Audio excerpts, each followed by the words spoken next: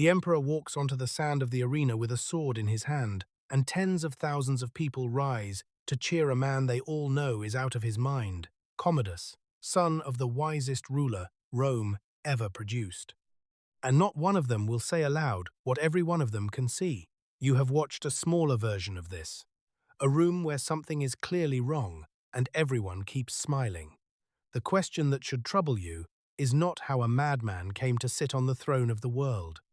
It is why no one, not the Senate, not the legions, not the men who dined with him every night, reached out and stopped him. There was a reason. It was not cowardice. And once you understand it, you will start seeing the same machinery running quietly around you. Begin with the cruelty of the setup. His father was Marcus Aurelius, the philosopher on the throne, the man who wrote in his private notebook that a good life is built from reason, restraint, and duty to others.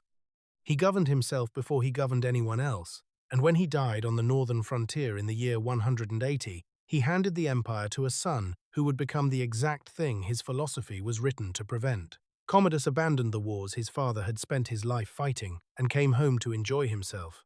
What followed, the surviving sources describe with open contempt, and those sources hated him, so read them with a cold eye. But even discounted, what remains is strange enough. He renamed the city of Rome after himself. He renamed the months of the calendar after his own titles.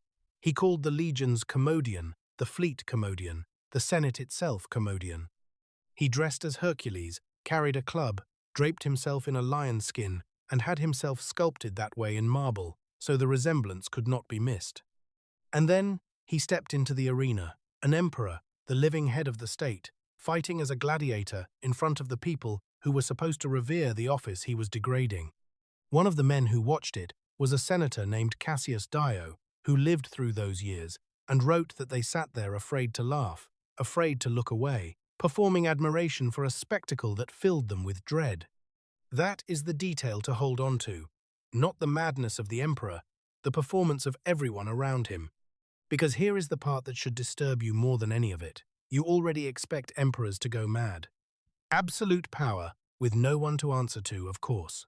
It rots a man. That story is old. The story that is never told, honestly, is the second one.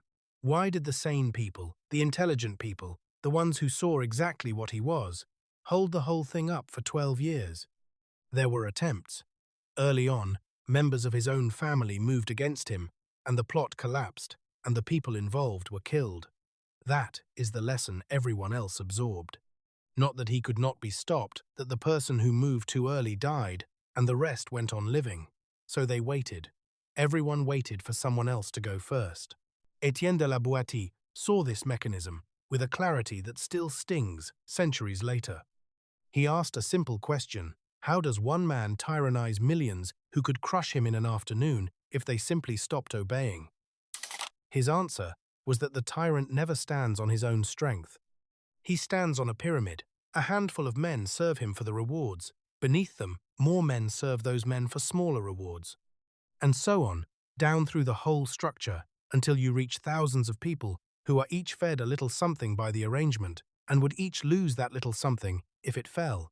The tyrant does not need to defeat you. He only needs to make sure that letting go costs you more than holding on. Look at what that means. You do not need to overthrow the madman. You only need to stop lifting him. And yet no one lets go, because every hand on the pyramid is also a hand being fed by it. The closer you stand to the throne, the more you have to lose, and the quieter you become. The men best positioned to end it are the men most bound to protect it. So the madness at the center is not what sustains the madness. It is sustained by the arithmetic of every sane person around it, each one calculating, correctly, that today is not yet their turn to be the one who dies for moving first. And here is the truth you were not supposed to sit with. You would have done the same, not because you are weak, because you would have had a position, a household, people who depended on you, a small share of the spoils. You would have looked at the man who tried and failed, and you would have drawn the reasonable conclusion, and you would have kept your head down and waited like everyone else. The structure does not run on monsters. It runs on reasonable people protecting what they have. Do you know what finally ended him? Not the Senate, not principle, not a noble conspiracy of the good. It ended when his own inner circle, the woman who shared his bed, his chamberlain, the commander of his guard, discovered their own names on a list of people he intended to kill. They did not act because he was insane. They had known that for years. They acted the instant the pyramid finally turned on them personally. First, they tried poison. When that failed, they sent in a wrestler to strangle him in his bath, on the last night of the year, 192. 12 years of madness, and it ended not on a matter of right, but on the exact moment his madness reached the people who had been holding him up. And somewhere underneath all of it sits the quiet tragedy of his father. Marcus Aurelius wrote the most honest manual ever composed on how to govern the self, and could not govern the one life closest to his own. His stoicism was built precisely to produce a ruler who mastered his appetites and served something larger than himself. It produced, in his own son, the perfect inversion. Reason, it turns out, cannot be inherited. Every generation has to win it again, alone, or lose it.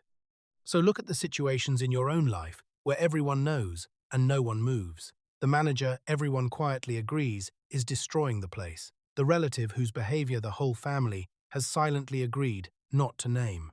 The arrangement everyone privately calls insane and publicly upholds. Do not ask why no one has stopped it.